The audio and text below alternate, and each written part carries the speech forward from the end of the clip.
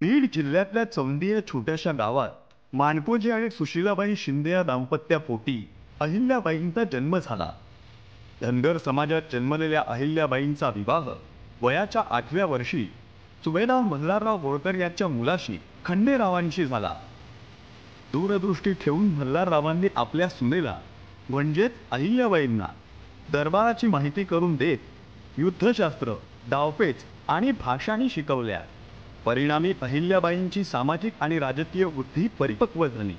ज्याप्रमाणे छत्रपती शिवाजी महाराजांनी हिंदवी स्वराज्याची ज्योत पेटवत मावळ्यांमध्ये आत्मसन्मान जागृत केला, त्याप्रमाणेच हिंदवी स्वराज्याचा विस्तार आपल्या कार्याच्या माध्यमातून राजमाता अहिल्यादेवींनी तमाम हिंदुस्थानापर्यंत पोहोचवला.